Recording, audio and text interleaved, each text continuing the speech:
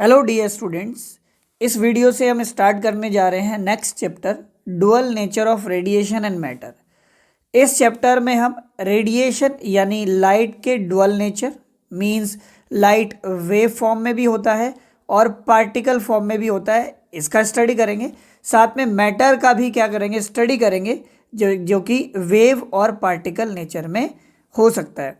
यानी हम इस चैप्टर में जानेंगे रेडिएशन और मैटर कैसे वेव नेचर यहाँ पर दिखाता है और पार्टिकल नेचर एक साथ दिखाता है।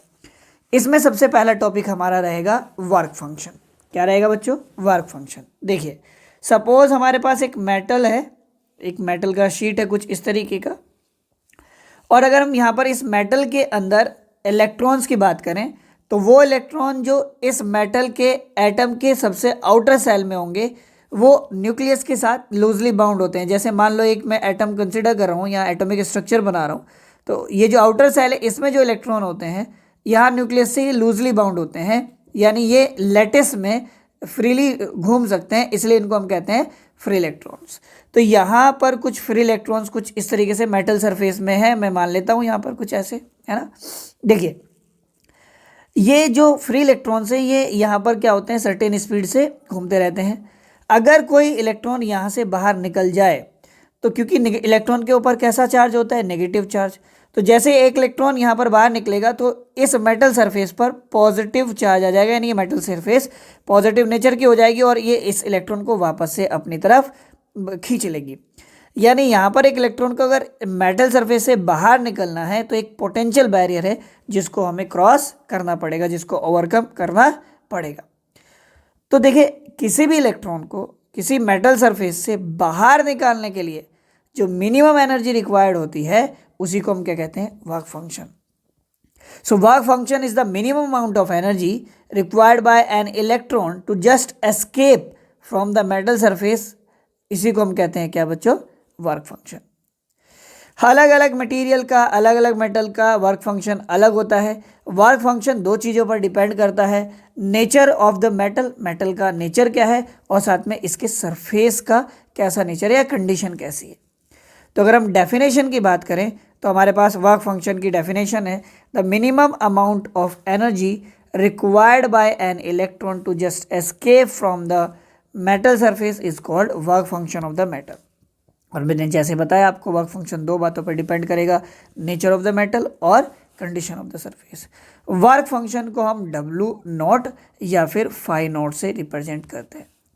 और वर्क फंक्शन का जो वैल्यू है, जो हम यहाँ पर यूनिट यहाँ पर लेते हैं वर्क फंक्शन की, वो हमेशा इलेक्ट्रॉन वोल्ट लेते हैं।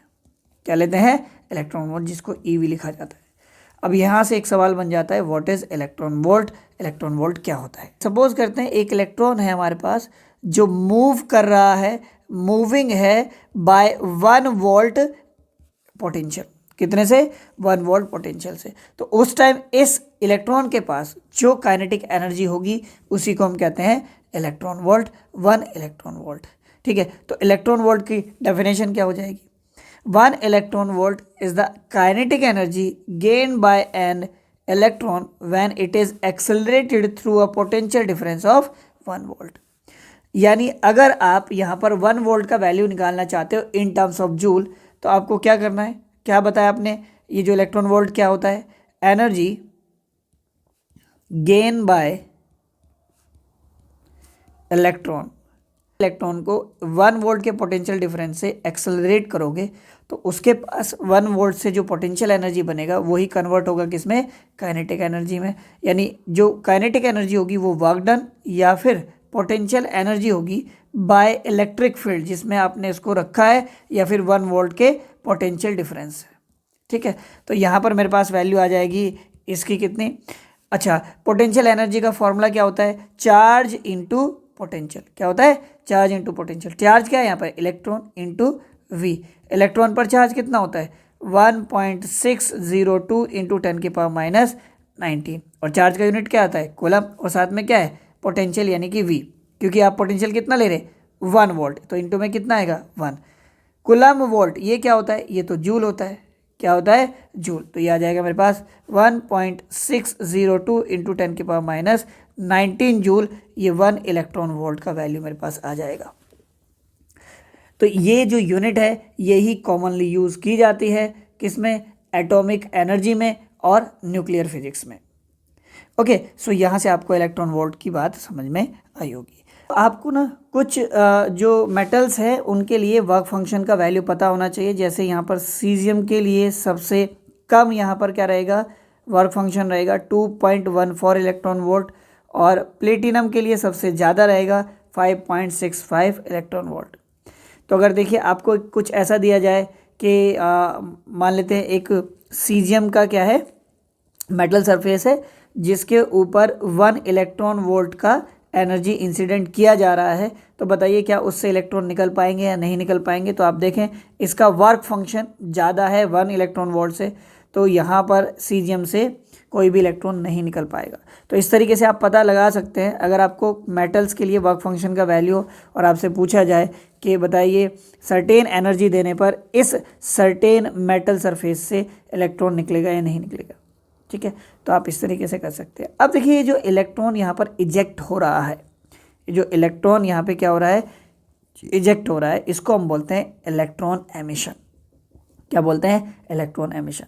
तो अगर आप किसी मेटल सरफेस पर certain amount of energy given करें और वहाँ से इलेक्ट्रॉन क्या हो जाए, एमिट हो जाए, इस फिनोमेना को हम कहते हैं इलेक्ट्रॉन एमिशन। तो इलेक्ट्रॉन एमिशन का डेफिनेशन क्या हुआ बच्चों, the phenomena of emission of electron, emission मतलब इजेक्ट होना from a metal surface is called electron emission. अगर आप किसी एक मेटल सरफेस पर कुछ certain amount of energy incident कराते हो जो कि वर्क फंक्शन या उससे ज़्यादा हो, तो वहाँ से इलेक्ट्रॉन निकलने शुरू हो जाएंगे, जिसको हम कहते हैं क्या, इलेक्ट्रॉन एमिशन। अब देखिए किसी मेटल सरफेस से इलेक्ट्रॉन को आप कुछ प्रोसेस से निकाल सकते हैं, एनर्जी देने का बहुत सारे तरीके होते हैं, इसलिए हम क्लासिफिकेशन करते हैं किसका, इलेक्ट्रॉन एमिशन का। सबसे पहला है थर्माइनिक इलेक्ट्रॉन एमिशन। इसमें क्या करते हो आप, ये जो मेटल है यहाँ पे हमारे पास, इसको हम हीट प्रोवाइड करते हैं। क्या करते हैं, हीट प्रोवाइड करते हैं। तो जब हम इसको हीट प्रोवाइड करेंगे तो ये जो सरफेस के इलेक्ट्रॉन हैं ये एनर्जी गेन करेंगे, और जब इनके पास एनर्जी इस मेटल सरफेस के वर्क फंक्शन से ज़्यादा या वर्क फंक्शन के बराबर हो जाएगी तो ये बाहर निकल जाएंगे, इजेक्ट कर जाएंगे। इसको हम बोलते हैं थर्माइनिक एमिशन। और ये जो इलेक्ट्रॉन बाहर निकल रहे हैं इनको बोल रहे हैं थर्माइंस। क्या बोलते हैं, थर्माइंस। सेकेंड है फील्ड एमिशन और कैथोड एमिशन। क्या है, फील्ड एमिशन और कैथोड एमिशन। जब किसी मेटल सरफेस को एक बहुत ही हाई इलेक्ट्रिक फील्ड में रखा जाता है, लगभग 10⁻³ से 10⁸ वोल्ट पर मीटर के इलेक्ट्रिक फील्ड में रखा जाता है, तो यहाँ से इलेक्ट्रॉन इजेक्ट होने शुरू हो जाते हैं। इसको हम बोलते हैं फील्ड एमिशन और कोल्ड कैथोड एमिशन। ये बहुत ही डेंजरस है, इसलिए हम इसको जनरली नहीं करते हैं। फोटो इलेक्ट्रिक एमिशन जो कि सबसे ज़्यादा इम्पोर्टेंट है, इससे रिलेटेड हमें बहुत सारी चीज़ें पढ़नी है इस चैप्टर में। अगर आप किसी मेटल सरफेस पर सर्टेन अमाउंट का रेडिएशन, रेडिएशन मतलब light, certain amount of intensity का यहाँ रेडिएशन जो कि सर्टेन फ्रीक्वेंसी की है, इंसिडेंट कराए, तो यहाँ पर जो मेटल वाले सरफेस, ये जो सरफेस वाले इलेक्ट्रॉन्स हैं, ये इससे कुछ एनर्जी गेन करेंगे, और अगर वो एनर्जी वर्क फंक्शन के बराबर या उससे ज़्यादा है तो इलेक्ट्रॉन यहाँ से क्या हो जाएंगे, एमिट हो जाएंगे, और इसको हम बोलते हैं फोटो इलेक्ट्रिक एमिशन। और जो इलेक्ट्रॉन यहाँ पे निकल रहे हैं उनको बोलते हैं फोटो इलेक्ट्रॉन्स। और लास्ट में है हमारे पास सेकेंडरी एमिशन। इसको क्या बोलते हैं हम लोग, देखिए ये कैसा होता है, इसमें एक एक्सेलरेटेड इलेक्ट्रॉन होता है जो कि यहाँ पे इम्पैक्ट करता है मेटल सरफेस पर। ये इलेक्ट्रॉन अपनी कुछ एनर्जी इस दूसरे इलेक्ट्रॉन को दे देता है, और अगर ये एनर्जी जो इसने गिवन करी है इस मेटल सरफेस के वर्क फंक्शन के बराबर या उससे ज़्यादा है, तो ये क्या होगा, इलेक्ट्रॉन बाहर निकल जाएगा। ये जो इलेक्ट्रॉन यहाँ पर बाहर निकला है इसको बोलते हैं सेकेंडरी इलेक्ट्रॉन, और इसलिए इस इलेक्ट्रॉन एमिशन को बोलते हैं सेकेंडरी इलेक्ट्रॉन एमिशन या सेकेंडरी एमिशन।